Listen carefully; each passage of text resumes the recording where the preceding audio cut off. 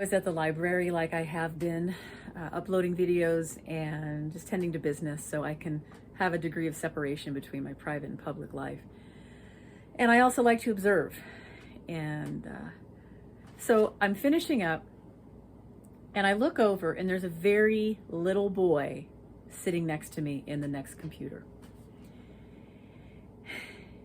And the screen flashes on, like he and a couple boys were getting really excited about something, and I don't really know what's going on, and then I look over and I see this massive gun on the screen and this little boy managing this massive virtual gun.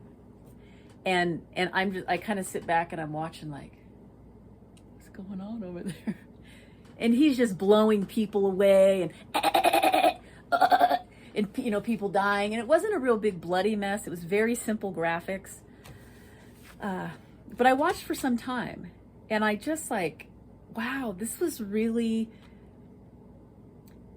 like my element. I was like, awesome. I get to see this up close, what these kids are doing while they're playing these video games. So I go back in the corner and I've got kind of a bird's eye view of all three of the boys. And this was the dialogue. This is the dialogue I wrote down. I want you to listen to this dialogue. And maybe this is familiar to many of you, but for me, it's just ghastly and I can't believe that this is happening. So this was the dialogue. I killed him. Did your brother just kill you? I just knifed you. I just knifed your brother. I died too. You're going to get us killed. Don't just sit there. But I'm sniping. I'm sniping. I accidentally just shot you in the back of the head. I just knifed him in the head. Do this for the team. Let's team up. Let's party. I just watched you die. Do you want me to get blown up? I got your back. Okay. All right. So Mama Jess is sitting there like, wow, this is what the young people are learning. How to kill people, how to blow people up, how to kill your brother, how to knife them in the head. Okay. And we wonder why the violence is so prolific in this country. I don't know why we're so shocked when we're not aware of where all the inception of all this violence is right there. I just watched it in the library. So I'm sitting back there and I just kind of chime in because they're so loud. And I asked, would you guys mind if I asked you some questions about your video games? And because they were in an intermission or something, they're like, yeah, okay. So they all kind of come and sit at the table, and then one of their little sisters comes. And so I asked the question, why do you like video games so much? And these were their answers. Because you want to put your anger into the game, even shooting battle games. Then another chimed in, voice chat, you get to make friends. Then another said, the strategy, it's so interesting to have the strategy to play the game. And the graphics are really cool.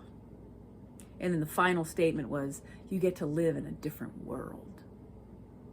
So I thought, wow, it's interesting because when I speak to 30-year-olds and then when I speak to a 9-year-old, they both are talking about escaping this world. So clearly, despite all of our first world amenities, these kids are not thriving in the environments that the adults have created for them. So then I went on to ask, what other things do you like to do? So I heard Legos, going outside, shooting BB guns, hanging out with their pets, being on the trampoline. And then at one point, one of the boys, he was the older boy at 13, he said, yeah, what's up with the parents? And he's like, yeah, my parents, I'm in therapy because my parents aren't around, kind of thing. And I just yeah, what is up with the parents? And what they said was the parents aren't so strict, so we can kind of do whatever we want. So it's like all just kind of laid out there for me right there. It's like, yeah, Exactly. Right.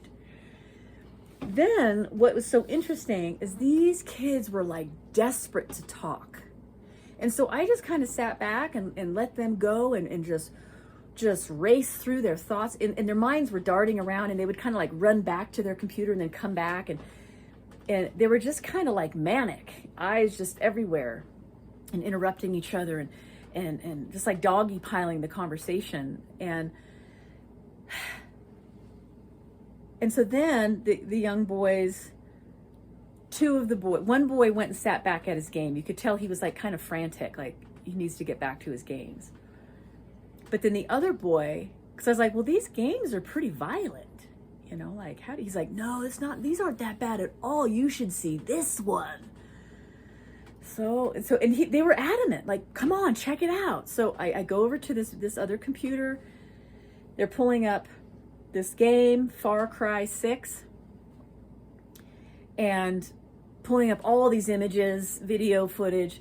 And I just like, oh, Betty, you know, it's like the graphics are just so incredible and very real like. And then just like the guns are just right up in their faces, blowing their heads apart, and blood is all over the ground. And it was just like, oh dear me, like, you guys are playing this? You're 9. So the little boy was 9 and this other one is 12. And I'm like, oh my gosh.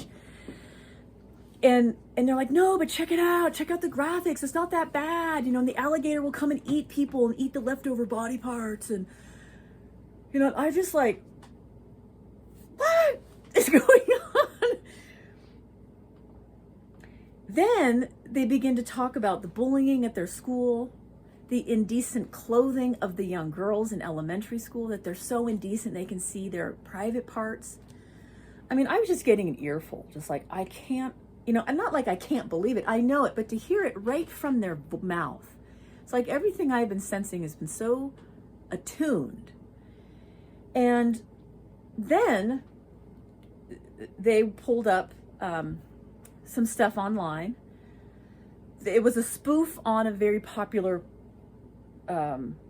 pornographic website, and showing me things of this spoofing, this mockery of it, which was all still very disturbing. It was like it was just this complete collision of nonsense, like foolishness to the max. And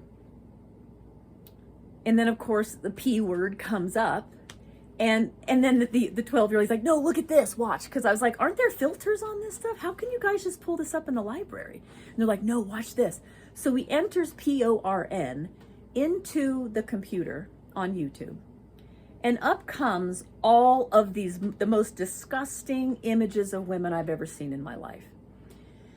The other ones were blocked out, so apparently there was some filtration, as if this whole regulated, you know, industry has some degree of morality, like, oh, we're not going to show that, but we'll show this because this isn't bad. So and I'm seeing these young kids like see this, and I'm looking at it like, wow, this is where we're at. This is what's going on. We wonder why there's violence and there's sexual violence. I don't wonder. I know exactly what's going on. If you breed it in them, this is what's going to come out in the end. If you root it in their life, this is going to be the fruit that comes out, right? It's a no-brainer. And of course saying like, yeah, all the boys know about this stuff, but we don't really have internet at home, so we can't see it. But it's like they already knew everything. So I just wanted to tell you, so I meet these boys, 9, 12, and 13, and then the sister was 11. And she was a doll. She was so sweet, but you could tell she was way older. She was behaving way older. And she had her little Daisy Duke shorts that were just short like underwear. And I just sat there, and at one point I tried to talk to them like, you know, I don't want you kids doing this stuff. This isn't good for you. But you could tell like their eyes were just darting around and like, no, watch this, and let me show you my YouTube channel. I've got this many subscribers, and it was all just silly. It was just nonsense. But what I gathered enough is that these kids didn't have any fathers around. And the mother was like dating some guy in an ankle monitor. And the other father had died from a drug overdose. So what's going on? Come on, America, we have got to put an end to this. So that was my day yesterday, and I just wanted to share it with you.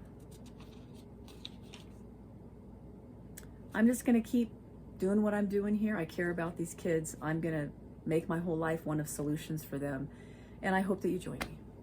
All right. Thank you for your time. Bye-bye.